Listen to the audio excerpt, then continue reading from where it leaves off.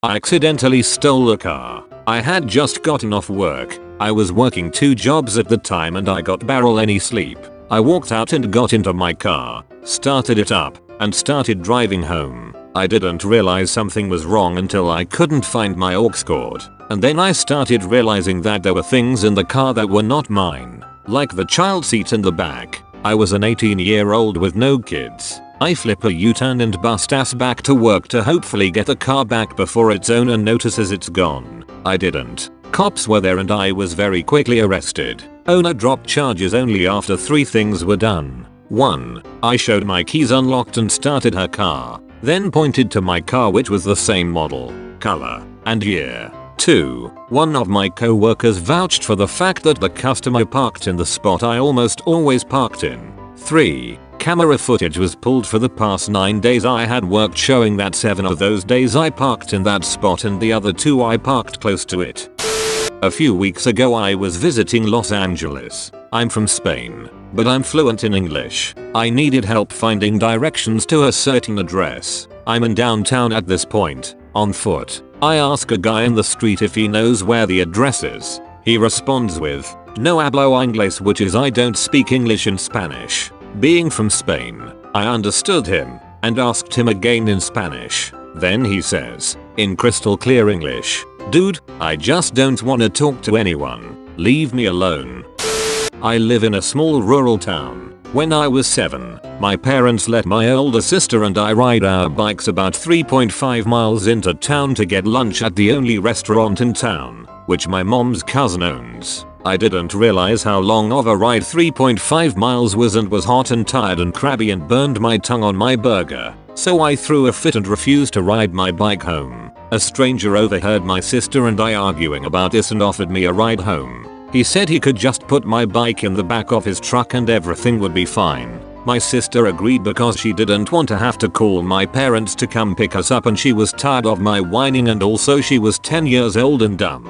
I realized on the drive home that I hadn't given the man directions or told him my name, but he somehow knew my name and where I lived. He dropped me off at home, helped me put my bike in the garage, and then drove down the road to go visit my grandparents. It turns out, the man was my grandpa's brother, one of 12 siblings. He recognized me because I looked just like my mom did at that age.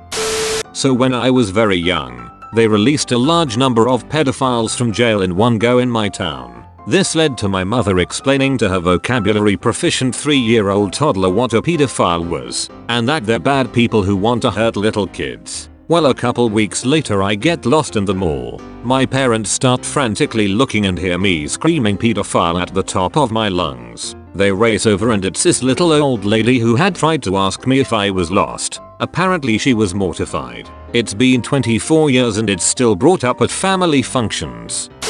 6th grade. I had hit a major growth spurt, so most of my clothes didn't fit and my family couldn't afford new ones. Once winter came around, the only jacket I had that I could still fit in even a bit was much too thin to be of any use. My teacher noticed and I walked into class one morning to see a big, fluffy winter coat on the back of my chair and a chicken soup for the soul book on my desk. Her kindness still makes my eyes water, even almost 2 decades later. Ms. Robertson, if you're reading this, thank you. I never forgot.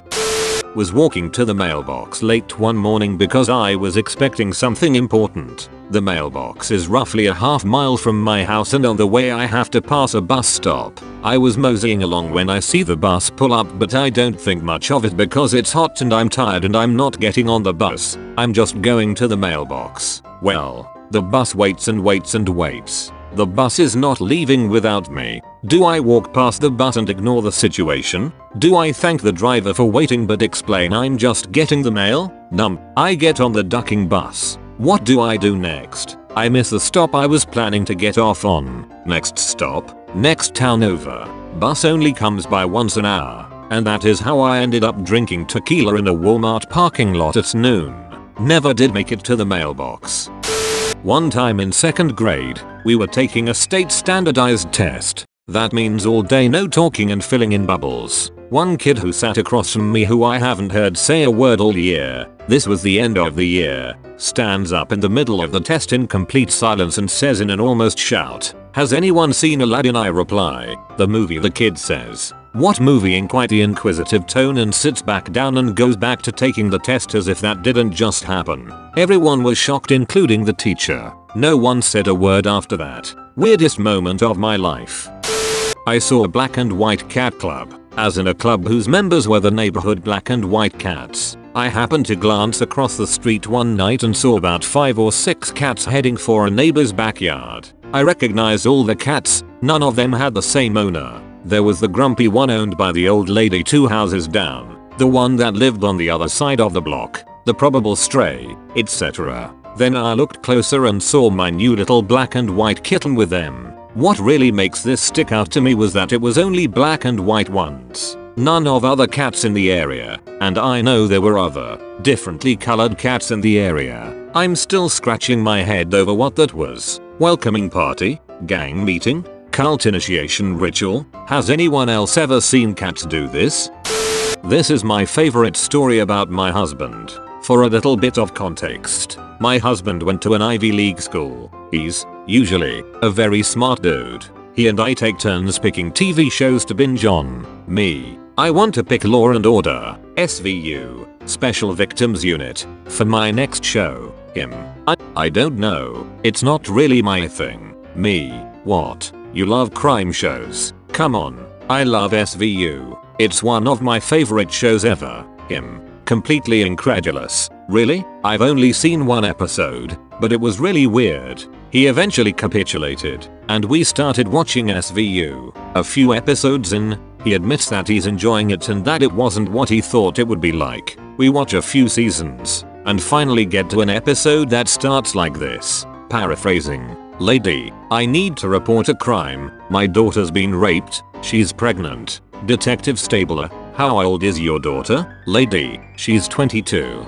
Stabler, well ma'am, your daughter is an adult so she can file her own report. Lady, why don't you come meet her? At this point, my husband says so. This is the only episode I'd seen. Detective Stabler approaches the woman's daughter, who is looking down, her hair covering her face. I'm Detective Stabler, he says. The girl looks up. She has Down syndrome. My husband pauses the episode. So, because this is the only episode I had seen, and the show is called Special Victims Unit, I about pissed myself laughing. He really thought there were hundreds of episodes of Law and Order dedicated to solving crimes against the handicapped. I love him, but damn.